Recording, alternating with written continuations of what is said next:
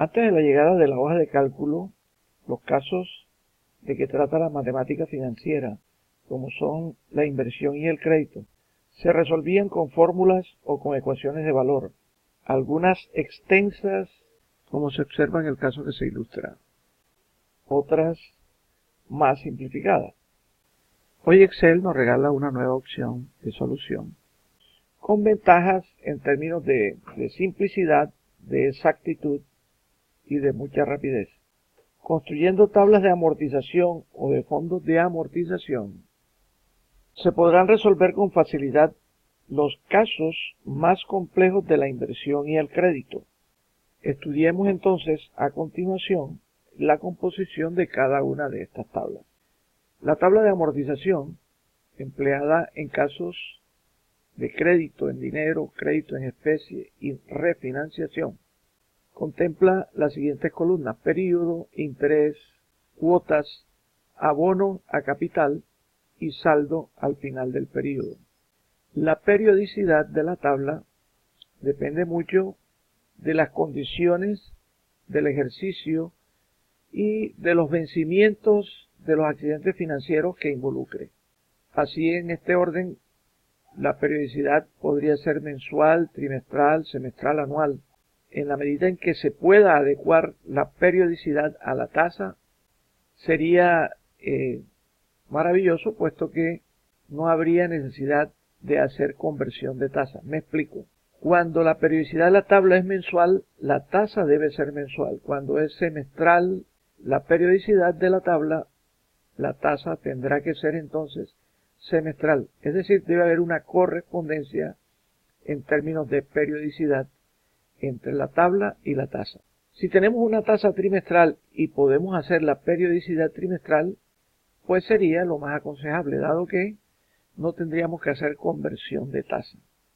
Pero en la medida en que las condiciones del ejercicio no permitan, sino que la periodicidad, por ejemplo, sea mensual y la tasa tenga una periodicidad diferente, por ejemplo, anual, nos tocaría hacer la conversión de esa tasa anual a mensual para lograr esa condición inicial. Los periodos siempre inician en 0 y terminan en un número asociado con el plazo que el caso tenga. Por ejemplo, si el plazo es de un año y los periodos son mensuales, la columna de periodo irá desde 0 hasta 12.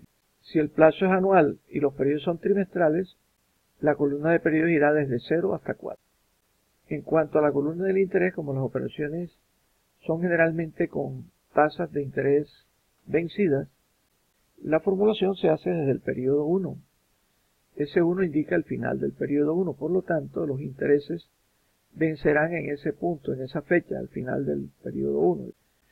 Y siempre se formulará esta columna como la tasa de interés multiplicado por el saldo del periodo anterior. Si estamos en el periodo 1, el periodo anterior sería el 0. Por lo tanto, supongamos una operación donde la tasa de interés fuese el 2% efectiva mensual. En ese caso, formularíamos esta columna como más, podemos escribir 2% o 0.02 por saldo anterior. En ese caso, cuando estamos registrando el valor de la tasa, no vamos a tener inconveniente al copiarlo, puesto que siempre va a calcular con el 2%. No así ocurre cuando tomamos la tasa de interés de la celda en la cual se tiene registrada. Por ejemplo, si yo hago clic aquí en esta celda, ella toma el 2%. ¿Qué pasaría si yo hago esta operación C1 por saldo anterior? Que cuando voy a copiar hacia abajo, ya no copiaría la dirección C1, sino la dirección C2, donde ya no está la tasa. Por ello, es preciso fijar la dirección de la celda. ¿Cómo se hace para fijar esa dirección? Pues una vez que he capturado el 2%, utilizo la tecla de funciones F4 y ella registra pesos antes del nombre de la columna y pesos antes del número de la fila. De esta manera, cuando yo copie, observen que siempre va a tomar la celda C1. En cuanto a las cuotas, estas se registrarán de acuerdo a como lo señala el enunciado, en las fechas de su vencimiento. Ahora, si son incógnitas, la primera de ellas se distinguirá con un color para efectos de su cálculo al final. En caso de que hayan más de una cuota incógnita, por ejemplo, que la primera cuota sea en el punto 0, a ella le ponemos un color, y puede ser que la segunda también sea incógnita, pero en función de la primera, es decir, podría ser igual a la primera, en ese caso decimos más clic, y con ese registro cualquier valor que tenga la primera cuota se reflejará en la segunda con el mismo valor. En caso de que la segunda sea, por ejemplo, el doble de la primera, aquí lo formularíamos como más 2 veces, o sea, 2 por el valor de la celda incógnita. En cuanto al abono de capital, este siempre será calculado desde el periodo 1 como cuota menos el interés, y esta fórmula se copia hasta el final de la tabla.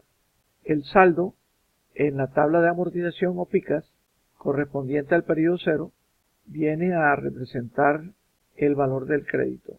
Así, si es un crédito en dinero, que generalmente los créditos en dinero no tienen cuota en el punto 0, o sea, cuota anticipada, aquí se pondrá el valor del crédito. Para el caso de crédito en especie, donde por lo general hay cuota inicial, se ubica el valor de contado en una celda fuera de la tabla, para que el saldo del periodo 0 resulte ser, en fórmula, el valor de contado menos la cuota inicial. Ejemplo, si nos llevamos a crédito un activo que vale 100 pesos y damos una cuota inicial de 20, el saldo aquí serían los 100 menos los 20, es decir, solo nos están acreditando 80. El saldo a partir del periodo 1 se formulará como el saldo anterior menos el abono a capital del periodo correspondiente, fórmula que se copia hasta el final.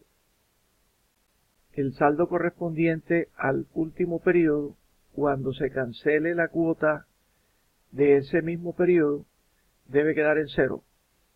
Esta regla sirve para utilizar el buscar objetivo, que es una función de Excel la cual permite calcular la celda incógnita utilizando el siguiente procedimiento. Nos ubicamos aquí en el saldo del último periodo, vamos al menú datos, hacemos clic en análisis de hipótesis, elegimos buscar objetivo. Aquí en la ventana sale definir la celda con la dirección de ese saldo del último periodo, y vamos a decirle que nos defina esa celda con el valor 0 para que a cambio de ello nos dé el resultado de la celda incógnita.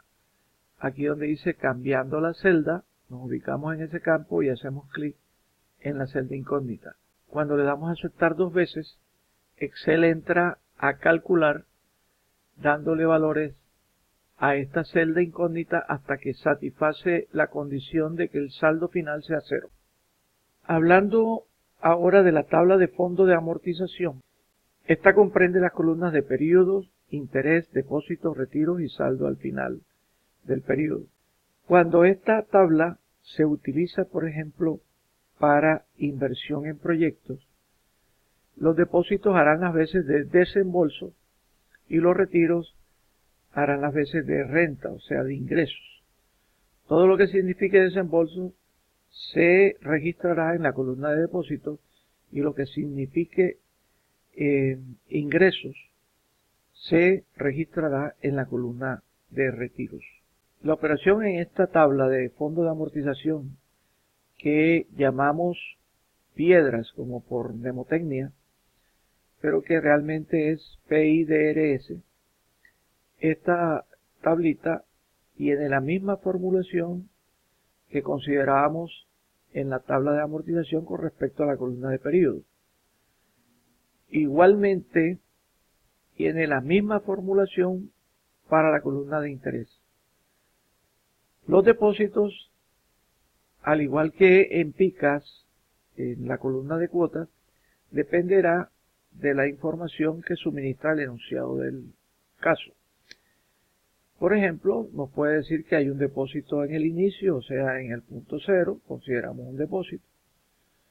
O nos dará más depósitos o más desembolsos en fechas de vencimiento o periodos con los cuales nos servirá de referencia para hacer los registros en el tiempo que correspondan.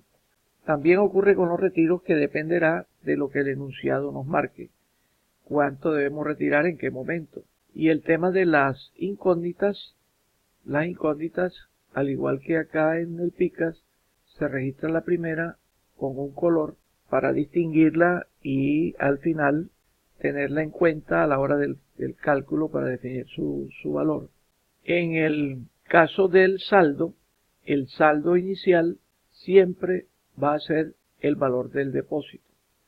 Si nosotros en el punto cero depositamos 500 pesos, el saldo del periodo cero tendrá que ser ese mismo valor porque no ha tenido tiempo de ganar intereses.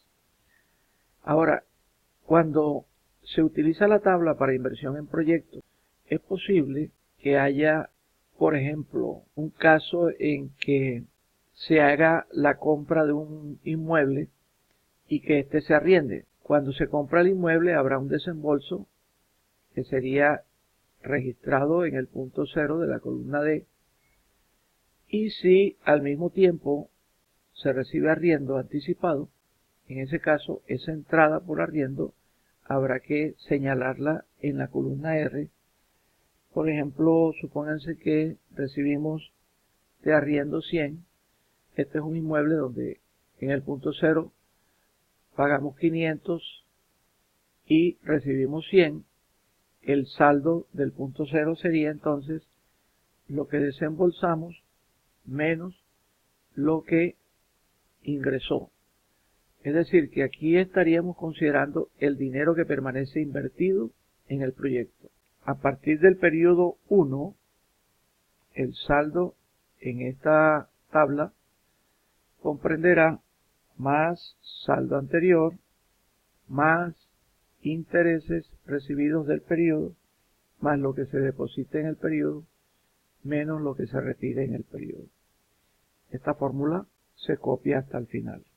En caso de que la tabla se utilice para inversión en fondos y nos preguntaran por el saldo final, sin necesidad de buscar objetivo tendríamos respuesta a la inquietud, puesto que el saldo aparecería en ese periodo final.